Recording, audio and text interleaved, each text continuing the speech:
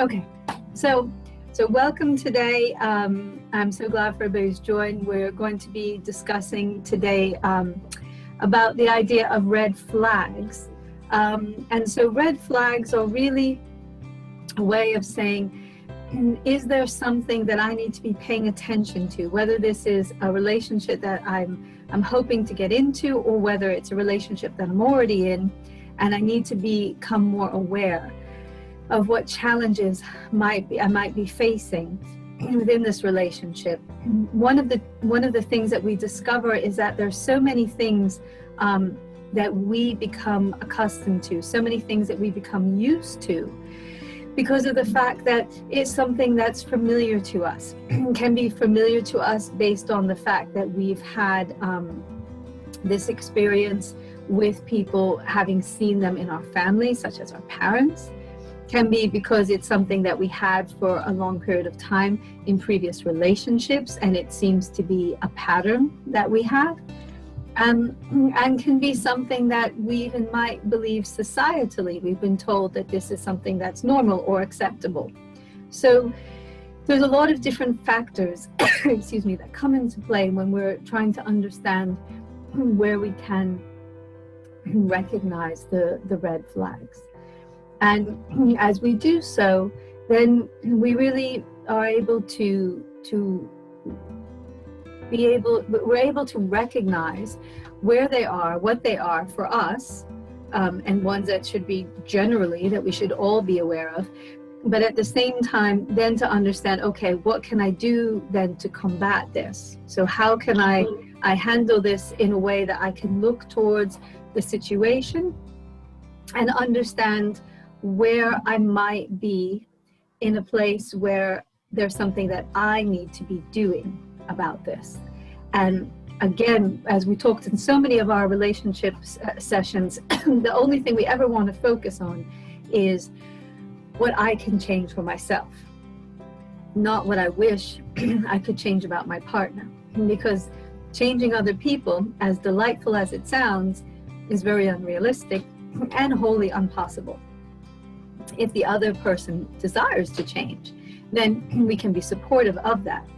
But anything that we are basing in our relationship in the hopes that will change by this individual, that's something that we really want to focus on, focus our attention away from, and only focus on the things that we can change. That's really, at the end of the day, the only thing we have any control over. Make sense so far? Okay, great. So when we are looking at the relationship, there's 4 different areas I want to talk about in where we can see there are this potential for challenges. And the first place is in our conversations, right? In our conversations with other individuals, our red flags are going to come up in how we feel the other is conversing with us, and how we see them conversing with people around them generally, whether it's their family, whether it's, let's say, a wait staff in a restaurant, whether it's with their work, or even what we understand from previous relationships that they've had. So we start to formulate and understand how a person is able to express themselves when we take a look at what their speaking style is. And when we're looking for red flags, what we're trying to do is become aware of the difference between what the person is presenting themselves as in the beginning of a relationship, or even before a relationship has started, and the actuality of what this person is or isn't capable of.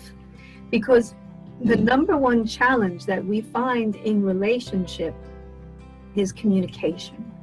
When we have communication challenges, that seems to be the root of most of the challenges that we have within a relationship. And it doesn't mean that there aren't other external forces like financial complications or health complications or things like that. But even those things can be eased if our communication is good. So when we're looking at the idea of communication, we want to understand what the other person's style is, okay? So when we talk about that, the first thing we want to focus on is their ability to express their feelings and their thoughts with us, as well as their ability to hear and absorb our feelings and our thoughts. So when we're talking about that, we want to basically understand if this person is emotionally available for us or not. And so often we go through the stages in the beginning of a relationship where we're kind of sometimes making excuses as to why this person may or may not be able to do that for us. We may say, oh, well, you know, they're not able to because they're experiencing a very challenging time right now, or they've got a lot of stress, or they're just getting through a problem with a job, or they're having a health crisis, or whatever that is. And so a lot of times there is something, you know, obviously that's a causality of it, but that is life in general.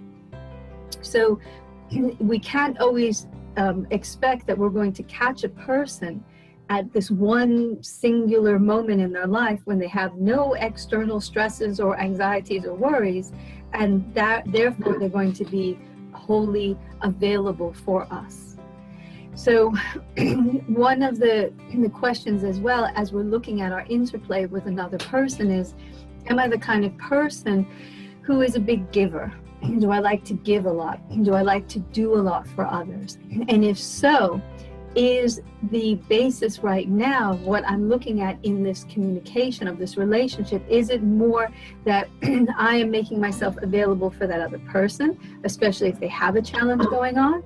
Or am I able to pull back and say less or do less in order to allow that other person to give towards me? And this is where we get into that all-important balance between giving and receiving, okay? Sorry, what's the question? Okay, so Carol's asking about how we make that balance of giving and receiving, and that's a great question. I'm going to get to it in a minute. Okay, so we're going to talk about that in a minute. So to follow along this train first with speaking, we really want to be aware of when we are with the other individual, is the speaking, is it so much that it's an egocentric talk, that they're really talking about their challenges, their issues, their situation, and asking for input perhaps? Or do we find that the speaking that they are doing feels more supportive to us? And it doesn't have to be more in the sense that we want more coming to us. We want it to feel like it's in balance, right? So in our speech, we want to make sure that we are not feeling like we've become a venting board or an emotional support system for somebody who's taking a lot of energy from us and is in the place of need. It's very easy when we first are experiencing feelings for somebody and we have a lot of hormones coursing through us, and it's very exciting. There's all these wonderful boxes that are being ticked, that we may not recognize that we also have to be paying attention to what we are receiving as well. And this is just in terms of speaking and communication. So as we go through this process, analyze if there's somebody who you've just met, somebody you're involved with, or somebody you've been with for a long time.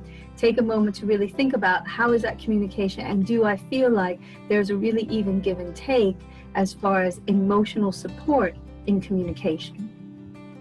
So the next red flag in speaking style is about the person's ability to be in a higher energy level, the energy level that we hope to find ourselves in, or that we're constantly moving towards, which is that energy of positivity. So when the person is speaking, do we find that the words that they use are words that are positive about how things can be in a positive and successful manner?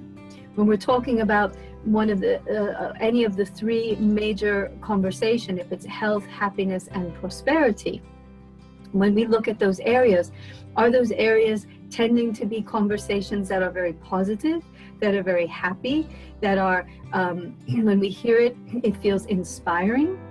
So we look at that and we say, okay, so is this person coming towards me in a very positive way, where they are speaking about health in positive terms, good health, what they're doing, how healthy they're feeling, or positive things they're doing in regards to health.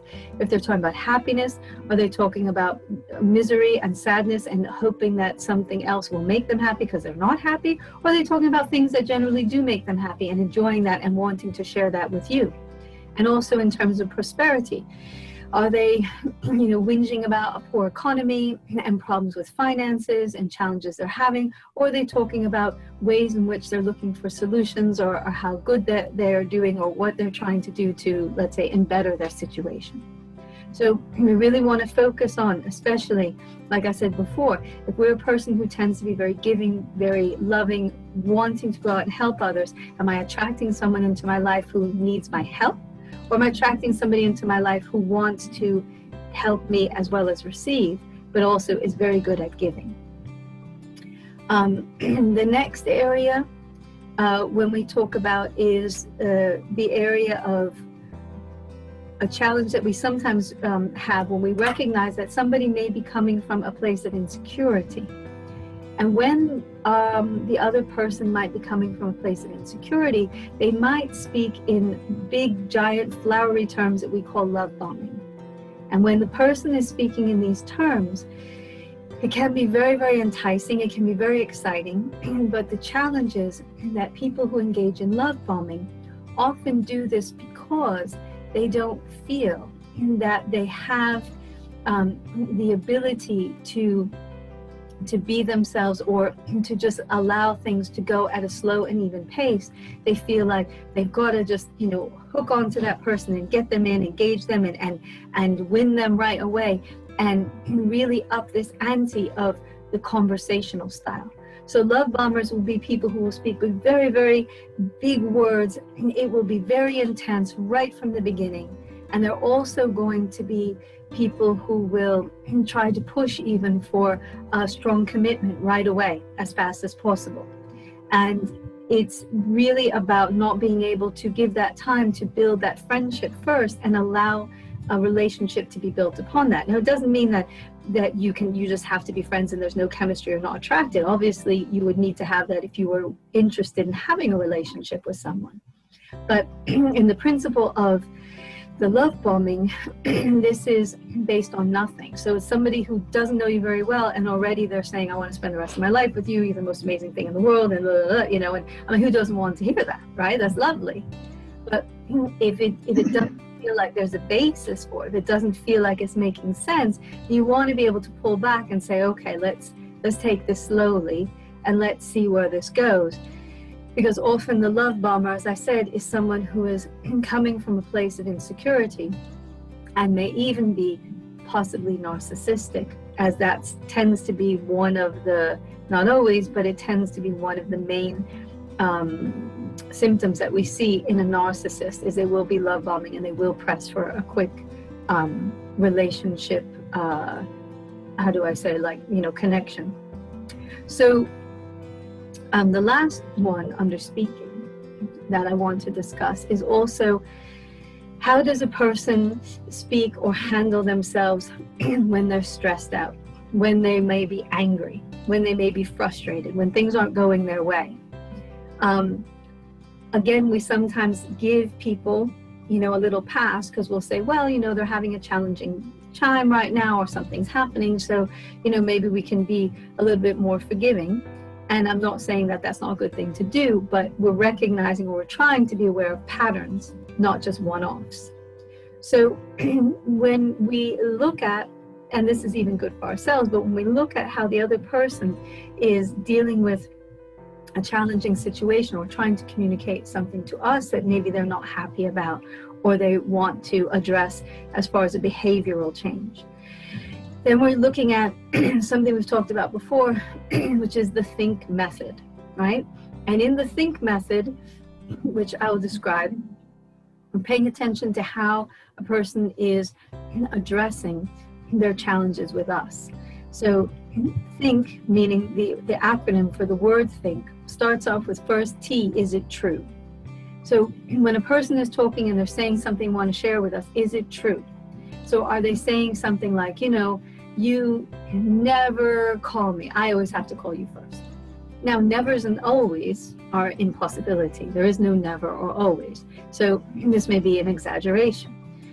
They may be, I'm not saying they're lying or making up stories, but from their perspective, they may be making comments that aren't necessarily true. And so we want to pay attention when they're upset and they're talking to us. Are they speaking truths, or are they speaking from an emotional place where they're just projecting out a feeling that they have? The next is H for helpful. Are the things that they're sharing right now helpful? You know, is it, if they're concerned, let's say, about your weight or your health, you know, are they saying to you something like, you know, I find that having switched to more of a plant-based diet has helped me feel more energetic and less lethargic? Or are they saying, you know, you're looking really fat in that, you know, maybe you want to have less meat today? You know, is the statement helpful? You know, are they also as helpful, meaning are they saying something like, well, I told you not to do that, or blah, blah, blah, you know, or, you know, if you had listened to me, you would be doing this. Again, that's not a helpful statement. We want to make sure that the expression of what they're saying is helpful, because there are, you know, we understand the reasons behind why we may use these methods. And this is a speech that's really kind of becoming expressive of where that person's feelings about themselves are and how much respect and honor they have for us. The third word from the word think is I, and I is inspiring. So when they speak, is it something that's really inspiring me? Is it making me feel condescending or badly about myself? Or are they trying to inspire me to make a change? Are they trying to inspire us to do something? Are they trying to inspire to create better communication? So we're looking for these methods, or these ways of conversing within the relationship. Then we have N, and N is necessary, right? So sometimes we have conversations and we ask ourselves, are these conversations really necessary? When somebody can be so fixated on things that they are analyzing a lot, when they can be very fixated on things that they're getting very upset about, that they're playing as stories over and over in their minds. And through this process, we find ourselves getting into a place where we're having a lot of unnecessary conversation that's very stressful and time consuming, and it's not helping us get anywhere.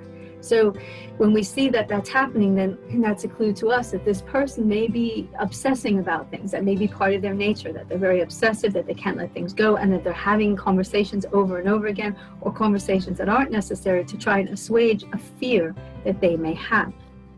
And last, we look at K, and K is it kind?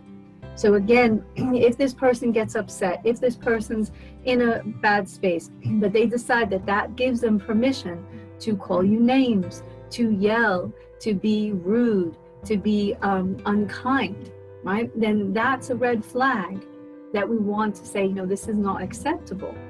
It's, again, I'm not going to say that anyone is perfect, and I'm sure when we have challenges and disagreements, we may sometimes go off in a way that we know we shouldn't have. And as long as we are in the process of learning to work on that, and learning to improve our conversation style, and learning to be able to de-escalate, that's fine.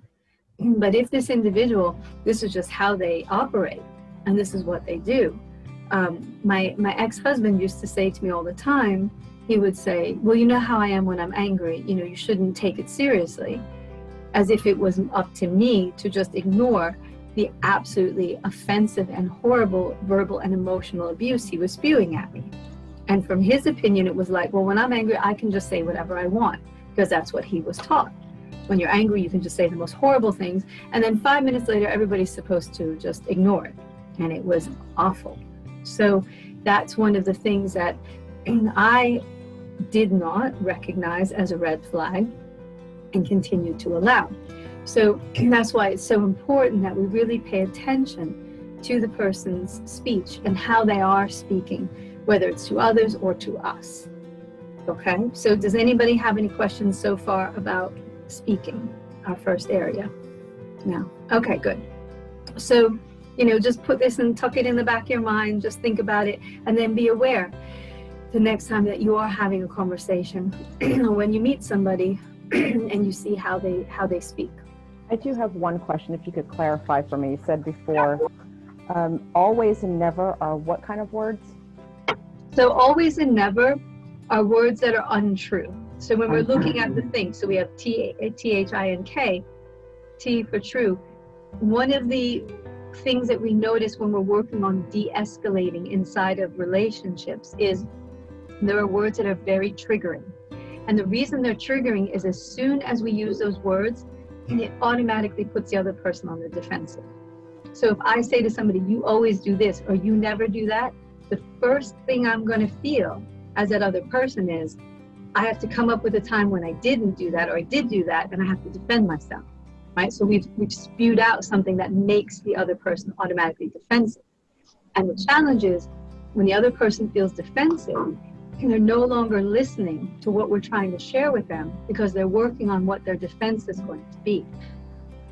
This is also true with words like just even beginning sentences with you, or starting a sentence using you. You know, you do this, or when you do that, or when you speak that way, or when you say these things. Even though, yes, we're trying to share with the other person that it's them who is talking or acting in this way to us, it just naturally triggers the defensive mode. So we want to instead express it in a way by using I. So we're saying, you know, I don't feel happy when we have conversations and, you know, the tone gets raised. You know, I don't feel happy when we're chatting and there are names that you are calling me. So yes, I'm saying you, but I'm beginning the sentence with the I part by saying I'm the one who has this challenge, but it's because of what's happening. When we start off with you, it's just naturally that people just shut down and say, okay, you know, somebody's telling me I'm doing something wrong and now I have to give an answer. Gotcha. Does that help? Yeah, very much so. Thank you. Sure. So there's another webinar that we did on de-escalation. And that may be something you might be interested to listen to as well, where we talk about the different ways of having conversation without escalating. So that's for speaking. Now, the next thing we're going to chat about is listening, right? So, you know, as they say, we've got one mouth and two ears, so we should be listening more than we're talking, but rarely does that be the case. So in terms of listening, again, we're looking at red flags. We're trying to find out what's happening with the other person. So when we are trying to understand listening, we want to know if this person isn't just hearing sounds that are coming out of our mouths, but they're actually listening to what we're saying, and that's becoming something that's then translated right in their brain. It's going through the filter of their brain and going into, you know, their thought processes, and they're actually taking into consideration what our thoughts and our feelings and things are that we're sharing with them. And so one of the ways we can become aware of this is firstly by, is the other person asking me questions? Am I getting a lot of interest in my day, in what's going on with me? I can't tell you how many times I have clients who come to me and they say that their partner never asks how they're doing, what's going on. And they just pick up the phone and right away, blah, blah, blah, just what's happening in my life, and this is what's going on, and I need your help, and so on and so forth. And then maybe at some point they might be like, oh yeah, how are you? If you're lucky. Or if not, there's just no real question about this. So when we understand in any relationship, whether it's work or family or romantic, there are the 6 basic human needs. And one of the 6 human needs is significance. We need to feel significant. And we feel significant when others take an interest in us. We feel significant when we feel important to others. And we want that from both sides. So feeling important, one way we do that is really by listening. When people are having a challenge, when they're having a disagreement, the first feeling they have is they want to be heard and what they want to share, what they're feeling, okay? They don't generally go into a conversation saying, I need to talk to this person and just listen to everything they have to say. They generally say, I have something I really need to say to this person, and then I want to hear their response. So that goes for the same individual who's on the other side of the conversation. As they're having things come towards them, they also want to be heard. And so this is why it's so important that within the context of conversation that we are taking that time to really listen. Most of the time, especially when we're escalated, when we're heated, when things are going on, we have zero interest in hearing what the other person has to say. We just want them to hurry up and stop talking so we can finish expressing our feelings. So as we go through this process, we are understanding that we're looking towards, is the person asking me questions? Are they paying attention to what I'm saying? And are they really making me feel important? And so again, if you're either talking to somebody or if you're already in a relationship, take time to analyze part of the listening and ask yourself, am I being asked a lot of questions? Do I feel like my feelings or my thoughts are important, or someone's offering me the time to hear those things? Now, the second part I want to talk about in terms of listening is the different styles that we need to be aware of when we are talking to someone else. And we have conversed about this in other classes, and this is about the big picture versus detail. So we really have to become aware of the fact that some people may have challenges in absorbing what we're sharing with them, depending on how they process information. So there's generally going to be the opposing people who attract to each other for some strange reason, because the universe thinks it's funny, I guess, and has a kick out of getting the two of us together to have communication challenges. But one of those things is, am I a person who wants to talk in a lot of detail, who needs to absorb a lot of detail, who feels comfortable in the detail? Or am I a person who just wants a brush stroke that's very broad and just tell me, overall, the overview, summation, and that's it, and I'm good? So that's one of the things we need to recognize as we try to elevate our IE, or our emotional intelligence, is where does this other person find the most comfort in receiving information? So just as simple as, trying to meet up at a restaurant or something to get together. So does this person tell me where to go and when to get there? Where's the best place to park, or what's appropriate dress, or what the weather might be like that day, or all these other details, or anything that we need to fill in gaps? Or is this person going to say, okay, sure, I'll meet you there at 8? That's really going to be one of our first clues as to how they like to receive information via how they're giving it. And so we also have to learn to adjust our conversational style depending on how the other person wants to receive information. So we will, in general, attract people into our lives who will, how can I say, they will, like I said, generally be the opposite of how we like to receive information. But as we do that, we need to focus on our ability to change our speech, just to be able to make sure that all that we want to share with someone is being heard. Now, this isn't changing ourselves, it's not changing our character or nature, it's just changing a behavior, meaning changing how we converse. You'll have other people who you will pull into your lives who will fit that place for you of what you do need. So, for example, my husband's very not detail oriented, so I'm not going to give him a lot of details when I'm talking. But if I'm talking to my best friend, we're going to have a conversation for an hour and a half, and we're going to nitpick and talk about every little detail and analysis of everything that we want to converse about. And that's our comfort, and that's what we enjoy. But I'm not going to have that same expression with him, because in 5 seconds his eyes will be glazed over and it will be done. So there's no point in trying to press that. Now, it's not to say that I'm boring or that he's not interested. It's the fact that that's not how he absorbs information, and I know that. So that's one of the things I do want to make people aware of, that when we're trying to find out, is this person paying attention, and are they really listening, and am I important to them? may also be how am I expressing information and how do they need it expressed to me. And there's different ways of understanding this. You can ask people, and sometimes they can be very aware of what's important to them or how they like to receive information. If they're not aware, one of the techniques that we do is we do the picture game, where, and this can be very fun for people who are just meeting, where you each take your phone and you pick a picture just randomly, anything you want. It doesn't have to be famous, can be any kind of picture, and you look at it and then you share with that person what you see in the picture. So I might take a picture and I'm talking to Dawn and I say, okay, this is what I see. I see a house with a green roof and it's by the beach and da-da-da, and I talk about all the things that I see in my details.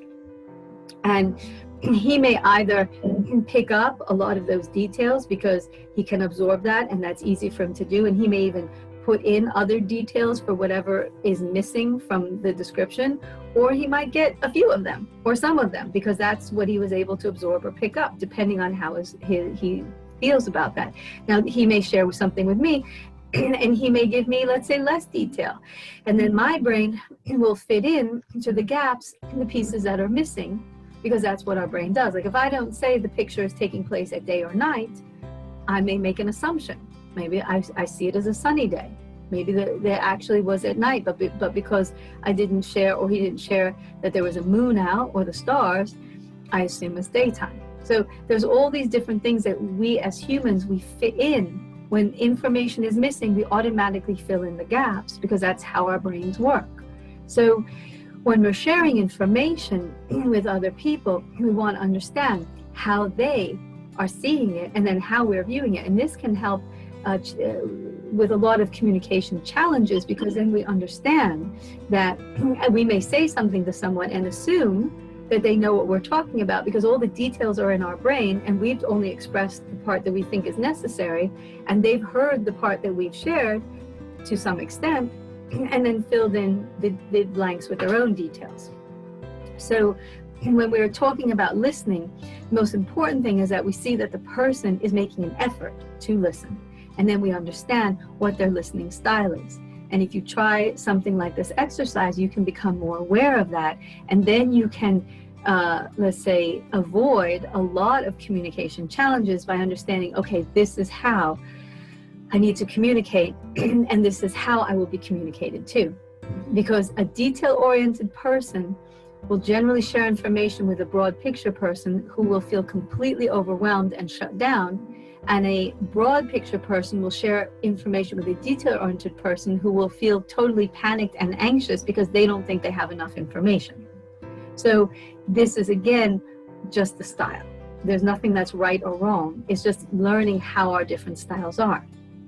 But regardless of that, we want to pay attention when we're looking for red flags. Is this person showing an interest at all in what I have to say or what I think and what I feel?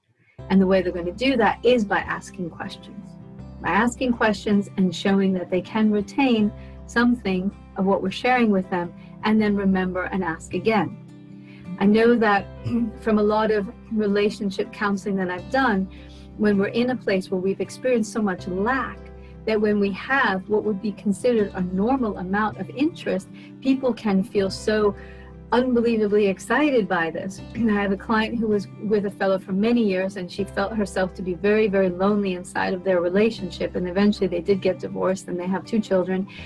And I remember she started dating this fellow and she had told him, oh, he said, oh, how are you doing today? She said, oh, I'm okay, I just have a little bit of a headache, but I'm sure it'll be fine, and I have to get to work, but we'll talk later. And then later on, sometime during the day, he texted her and said, hey, how are you doing? How's your headache? And this was like, he could have just, proposed her on top of the Eiffel Tower. It was like the most amazing thing that somebody actually remembered she had a headache and asked about it. And that shows us that level of what we have, experienced in our life before, and where we have felt like this is something that is normal or not, and what we are now looking for in a relationship to be aware of, so that we can determine if this is something that we want to pursue or something that's going to be good for us or not. Because we're not making decisions, remember, from a place of fear. We're making decisions from a place of love. So we are looking towards being sure that we love ourselves enough that we're going to attract and only accept the kind of behaviors that we want, because we're not afraid of being alone, or we're not afraid that we're not going to find someone else, or that we're going to lose this individual. We want to be sure that we're doing what's best for us, as well as they are too. That's the whole point of the beginning of a relationship, is everybody's trying to make sure their needs are being met. So that being said, the listening part is a very strong component, because that shows, again, am I being told that I have significance within this relationship? Are there any questions so far? No. Okay, just really quickly, I'm going to get to Carol's question. So one of the things that we've talked about before is how we can make sure that we're having balance between giving and receiving. And what we do in the idea of trying to create that sense of balance is by being aware of how much we are giving, and forcibly trying to make ourselves pull back and give less or offer less, in order to see that the other person, that space is being made, that the other person can come forward to us and give towards us. And if we're not comfortable in the receiving, that's where one of our homework, our practice has to be.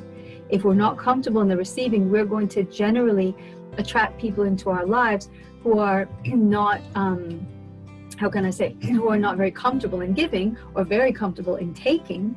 And so therefore we're not putting ourselves in an awkward position where we're forced to be receiving, because we're with somebody who's not really a big giver anyway.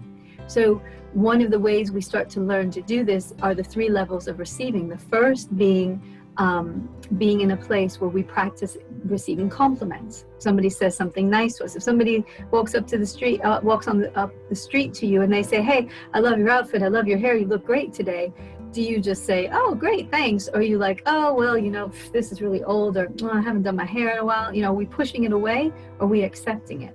And that's the first place we want to practice. The second place of receiving that we want to practice is to practice receiving, allowing people to do things for us.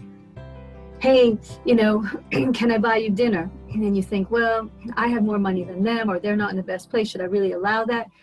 We just say yes. We give them that opportunity. Can I buy you dinner? Can I buy you coffee? Can I open the door for you? Can I carry the box for you? Doesn't matter if it's something you can do yourself. We're trying to get into the behavior, the practice of allowing others to do and to feel comfortable with. And then the third part is to just actually ask people for assistance or help or things, and not feel an obligation to give back to them, that we've now made ourselves in some sort of debt. Because when we are in a good, healthy relationship with people, we ourselves recognize that we're happy to do something for someone, and we're not keeping tabs and saying, okay, now they owe us something back. So I hope that answered your question. Yes? Okay, good. So that's part of the, finding that balance between giving and receiving. So we talked about speaking, and we talked about listening. Do we have any questions about either of those? No? We're good? Okay, good. All right, so now our third part that we're going to talk about are actions, right? So what good for all these wonderful words and all of these these conversations if there's no action behind it, right? So in our actions, we want to pay attention to how love is being shown to us. How do we feel that actions are being taken? Because something that can be very, very intoxicating in the beginning of a relationship are the ways that somebody may talk to us, especially if we've been starved for those kind of words, if we've been starved for attention, if we've been starved for closeness, then that can be so much that we can ignore the fact that we also need to have the actions behind it. So when I say actions, things like, is the person making dates with you, and are they showing up, or are they canceling a lot? Is a person saying they're going to call and they call when they say they're going to, or are they often getting busy or forgetful? In actions, are they going out of their way to make an effort to do something that they know would be pleasing to you? Or do they tend to just do simple, easy things that don't require much effort, but look like it means something, maybe more than it really does to us? So thinking first for ourselves, what are the kinds of actions that I want to have? What are the kinds of actions that I need? What's important to me? You know, remembering that we all have a different point system, you know, between men and women, and sometimes just between two people in a relationship, whether it's two women or two men. We have different point systems. For one person, a point may be here, I got you a flower, and that's one point. But if the person, let's say, got the flower by remembering, oh, that's your favorite flower, and I went across town and I went to a place to go get that for you and I brought it to you, then that is worth, let's say, 50 points. And the other individual might say, but a flower is a flower, how is it not both worth a point? But it can be more the effort that we recognize than the thing itself. And so again, when we talk about the 6 basic human needs, one of the basic human needs is contribution, right? So how much do I feel that the other person is contributing to this relationship? Am I making a lot of the effort, or am I seeing that there's effort being made in actions, right? And asking ourselves, what are our requirements? What are the actions that we want to see? So going back to that idea of where we have come up with things that we have allowed or been used to prior and have not been able to recognize red flags because they've been things that have been so familiar to us, even if they're not healthy, even if they're not good. It's just familiar, so we're used to it, and we sometimes feel attracted to things that we're used to. If we think about that, then we have to ask ourselves, where in my past relationships has the other person fallen short on the actions that I would like to see done to me? And have I now built up into my mind that this is not a realistic thing to expect or ask for because it's something that maybe is not done? So if I go back and I think about my marriage prior, my ex-husband, he would make jokes all the time about being married, like, you know, like ball and chain sort of things, or like, oh, you know, spend the rest of our lives together, like it was so bad and so awful. And he thought that was hilarious. He would sometimes watch shows on TV where there would be people making those same kind of jokes about, you know, how trapped they felt being married, or how they no longer had a romance because they were married, or whatever kind of jokes they would make. And it took a while for me to, after almost 10 years of that, to go into another relationship and to be aware of the possibility that people don't necessarily have to feel that way. And they can like being married, and they can want to be in a relationship and hope to spend the rest of their lives with somebody and not feel trapped. And so that's one of the things we have to ask ourselves is, in actions, are my expectations lower? Am I not allowing myself to want more or to expect more because of things I've seen in the past, whether it's in my own relationship or from my parents or from people around me who have created an influence? So think about, what are the kind of actions that you would like to have done?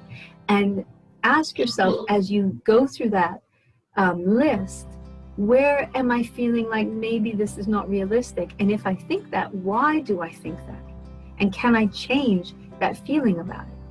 So if I'm somebody who would love to have dinner made for me, okay, great. Can I expect that? Or do I have something in my brain that says, oh, you know, men can't cook, or they're not interested in that, or that's something that only I would do? If I believe that, then that's an attraction I'll create, or an expectation I will lower inside of my relationship, right? If I'm a man, maybe I think, well, you know, I'm the man, so I got to pay for all the dinners, or I got to, you know, be the one to be in charge of all this, or I have to organize things. And maybe I would like to have somebody else do those things for me. If I don't think it's possible, I don't expect it, why? And is that something that I need to now change in my own self? Because remember, all we're doing today is talking about what are the things I need to change in me, not others, and be aware of, so that I can attract to me a healthy relationship. So in our expectations of actions, are very crucial when we're looking at a relationship before we even are in it, or if we're in it, to not use that person as the meter for what is allowable or expected or not, because maybe that person can't, but it doesn't mean that that's not something that's possible. Does that make sense what I'm saying? Okay. So what I'm saying is, take time to think about how you would like love shown to you in actions, and ask yourself, am I seeing this from this person, or is this person capable of it? And we don't want to get into a place. I remember with my ex-husband, I would say, I just want you to show me love. And he would say, I'm out of ideas, I don't know what I'm supposed to do. And I literally went to the store and bought a book called 1001 Ways to Show Love and handed it to him. And I said, here you go. If you have no ideas, here's a book. Which is just, the fact that I thought that was a good idea to give him a book and say, here's how to do it. You know, if it's not in him, if it's not a desire, if it's not something he wants, or he doesn't even have the idea to, I don't know, Google how to make my wife happy in some surprising way, it's not up to me to do that. And so we don't want to force or try to create something. It doesn't mean we don't chat or communicate about what our needs are, but we're looking for red flags. So we want to not be with somebody whom we feel, if they could just change this about themselves, I would be happy. We want to be with somebody who's already got it happening now, or at least they're in that process of becoming that better version of themselves, because they're aware and they want to grow. So again, ask yourself now in an analysis, am I being shown love in ways that I want love to be shown? And is it acceptable? And is it how I will be happy? I was on a cruise many years ago, and they did one of those game shows where they had people who were newlyweds, and then somebody who'd been married for 5 or 10 years, and then somebody in 20 years, and then someone who had been married at least 50, 60 years. And I remember they had gotten to the couple who had been married 50, 60 years, and he had asked, does your husband tell you that he loves you?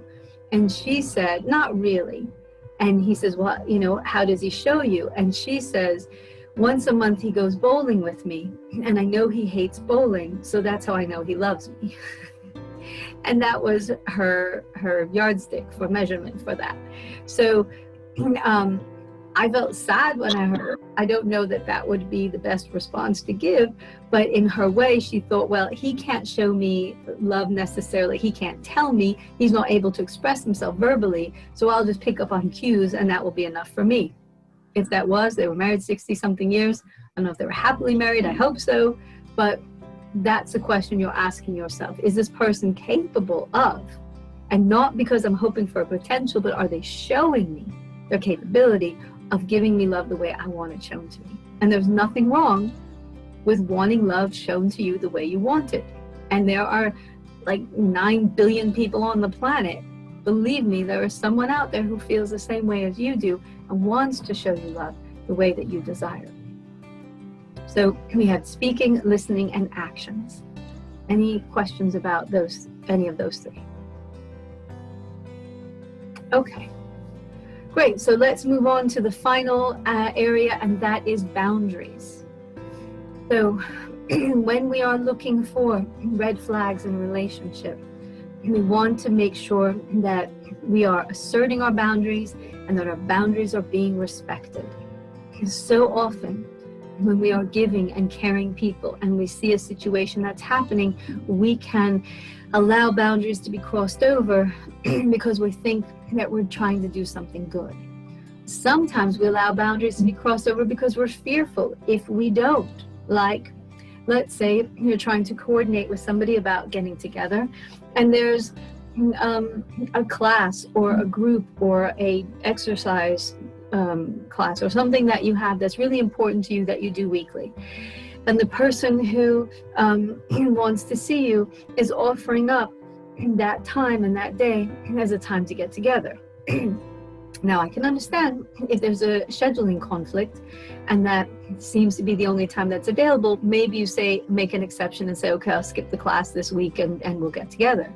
But do you not do that? And do you jump right away at changing your plans to make sure that other person can be accommodated because of fear of not doing so? Or do you find that very often you have to change your plans if you want to be able to see the other person at all? This is one way where we recognize that our boundaries may be crossed, and we may be allowing that because of a place of fear of not being available enough for that other person. And sometimes with boundaries, they can be a little bit more aggressive. As I talked about earlier, is a person crossing a boundary by yelling, calling names, speaking in a bad tone, being offensive? Do we speak up? And if we speak up, it's not enough just to say, hey, that's unacceptable, because without a consequence, there really is no reason for this person to stop. And it doesn't mean we have to go out and give ultimatums left and right, but we do have to show that there are consequences when our boundaries are trespassed. Now, from our side, it's a matter of recognizing that I have boundaries. Do you have boundaries? Maybe you don't, and maybe it's time that you think about what kind you need to have.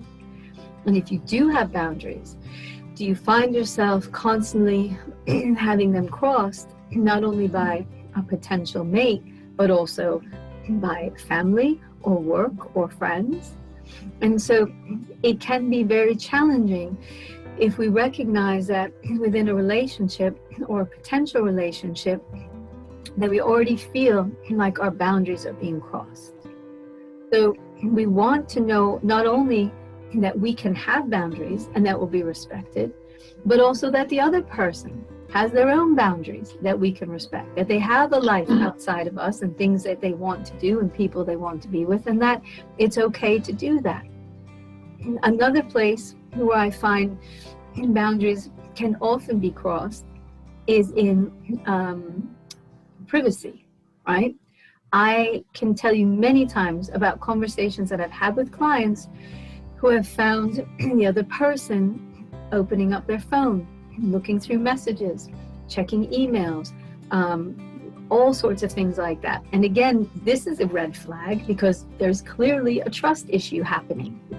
And if that person is not able to trust you, they're going to cross boundaries, or they're going to do things that are going to eliminate your own sense of privacy, right?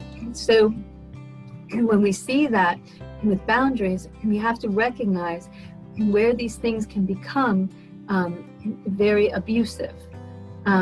Checking someone's phone, looking at what they're doing, constantly peering over, trying to see what's happening on their computer, what's going on. I even have a client last week who their son, she was taking her car and her son was washing the car or something, and found the GPS plugged into the car that somebody had attached to the car, somebody being her ex, and he was watching where she was driving and going. I had no idea this was something that people do nowadays, but apparently, yes, it is.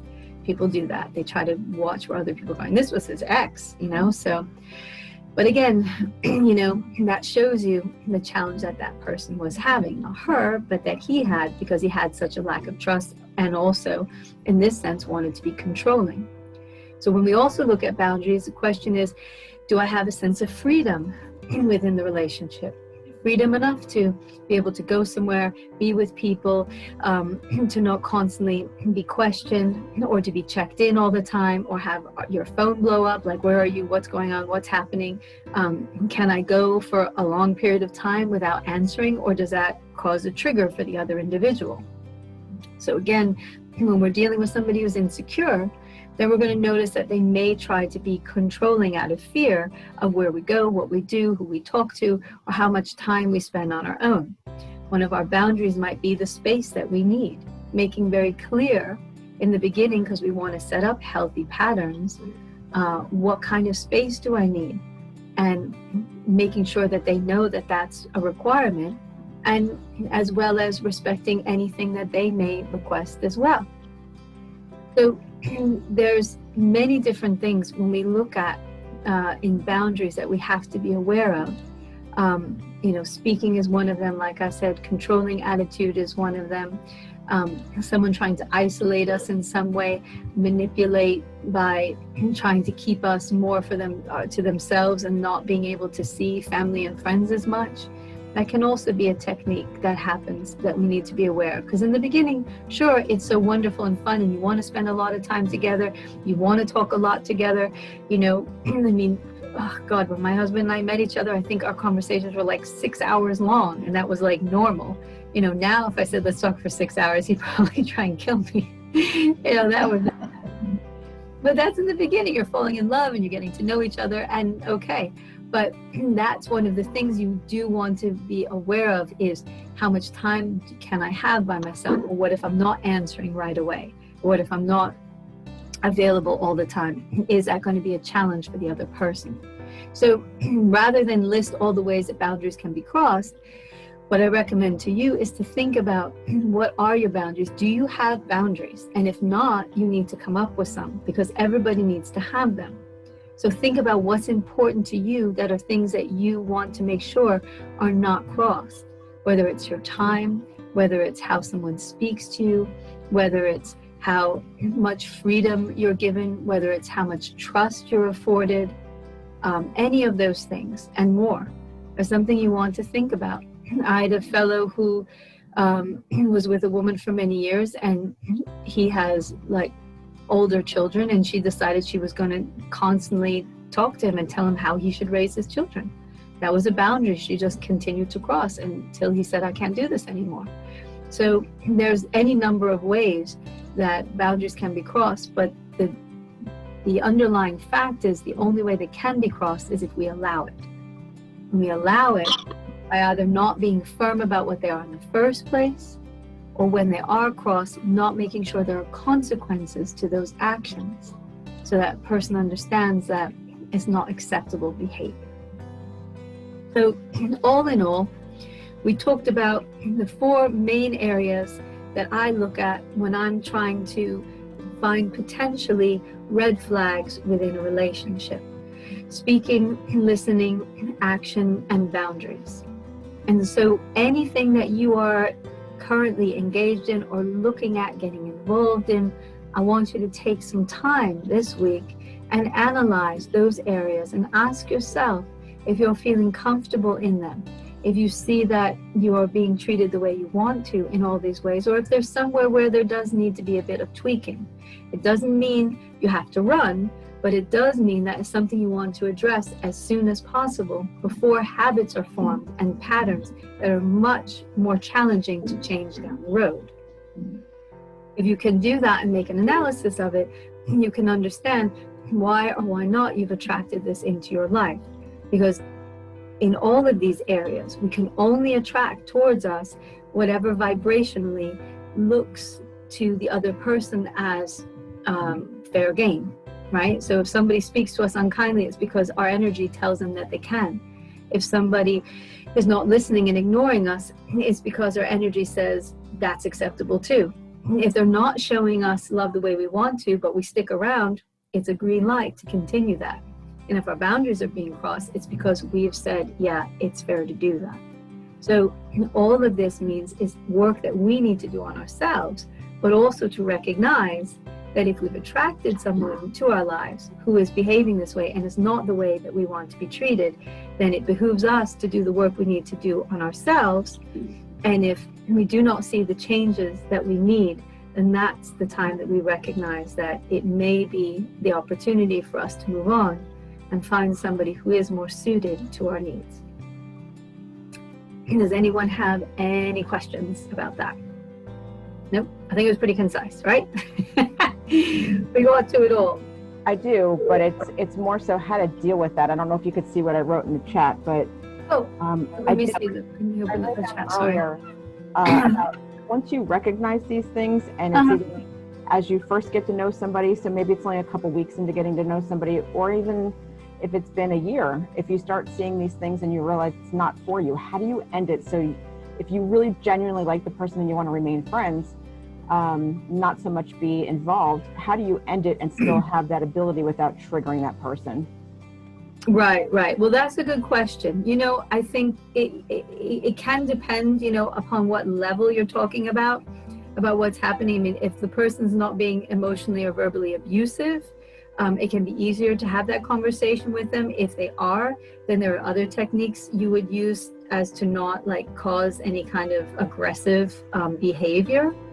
But if they're not, and it's just, you know, a way of wanting to, you know, change the relationship, then usually what we would do is to have, you know, a conversation using the think method, you know, from the true, helpful, inspiring, necessary, and kind, and to address what our concerns are, and to allow that person to be free to be themselves without a desire to want to change them at all, but to recognize that this may not be something that is necessarily working for us, or not something where we're receiving what we need to be receiving. So, you know, that's kind of general. If you, you know, have something specific, then one of the things you can do if you like is, I have a free 15-minute consultations that I hold. So if you want to, you know, take offline and we can have a more detailed conversation so you can explain to me what's going on, then perhaps there may be some advice in the 15 minutes I can give you that can be helpful, you know, something. Okay. So, yeah, if you just email me, you know, or whatever, or text me what times, we can do that. But in general, the idea in our attempt to not trigger somebody is to always put upon ourselves the experience that we're having and sharing that with them, saying, you know, I'm not happy, or I'm feeling sad, or I'm feeling this, because we're not trying to change the other person. We're just saying, this is where I'm at, and because of this, you know, this is where I feel we are currently within the regards to our relationship. The difference between changing behaviors and changing character. Behaviors are changeable as long as everybody wants to make those changes, because behaviors are just habits of things that we've become accustomed to.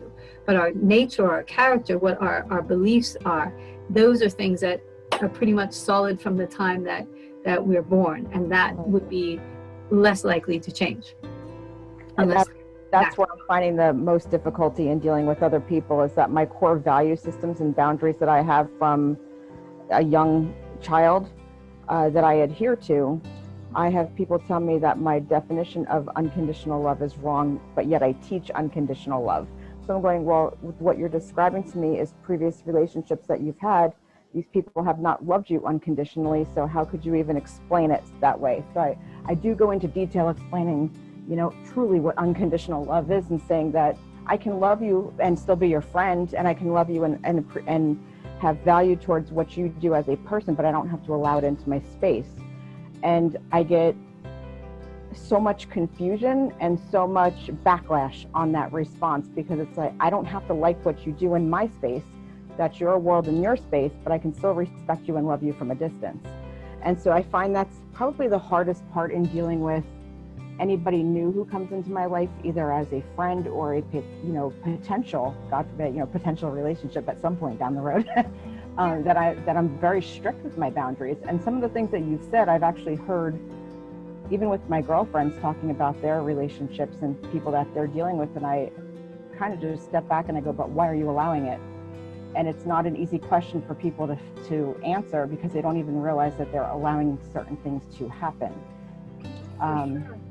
It's really hard to be able to take that responsibility for it and then understand, you know, why we do allow it, that we are allowing it, or even sometimes to recognize what it is that's happening. You know, it took me a long time to understand that I was in a relationship of emotional and verbal abuse when I was a person who was a counselor trying to help others, and not recognizing my own relationship to be truly what it was.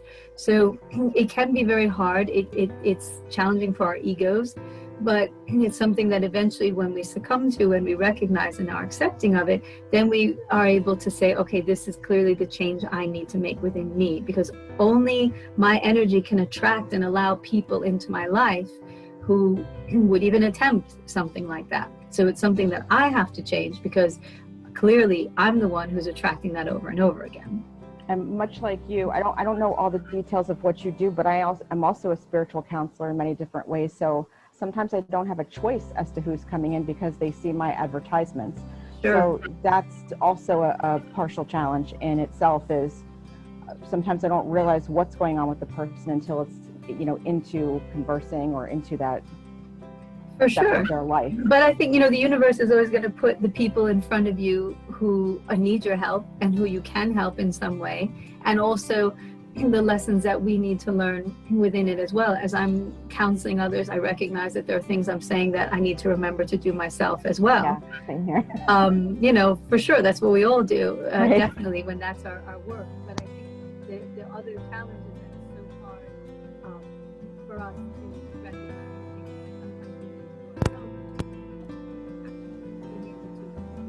others and have an analysis of that or give them advice is easier because we don't have that emotional connection to it, and we can do that.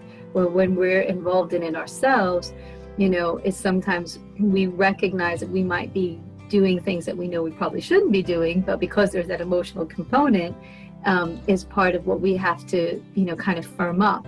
Sometimes, like you said, even like having boundaries. But the idea of having empathy for others and having that to be sort of an endless compassion, that is one of the most challenging things that we have to learn, in saying that, okay, I may not like your style or what you do or what you stand for, but we're all connected, we're all part of each other, and I have to at least have a compassion for the fact that you exist, and there's been some list of things that have happened to you thus far, whether in past life or present life, to have made you the way you are now. Mm-hmm. That's how I try to look at it, especially when I see people that are so miserably unhappy to behave in a way that's so unkind. There can't be a lot of happiness in their life to behave that way, for sure. Right, I agree. Yeah. So, okay, I'll email you because there are some specifics that I'm yeah, for sure. Yeah, let's do some that. clarification on. Well, I'd be happy to do that. Okay. Great, thank you. All right. Well, thank you everybody for joining me today. I'm so grateful. If anybody needs a copy of the recording of it, just let me know, free of charge. I'm happy to send it out to you. Thank you so much. Thank you, Amanda. Thank you, Carol. Thank you, Jen. Thank you, Dawn. Everybody for joining today. Hope you have a great rest of your week. And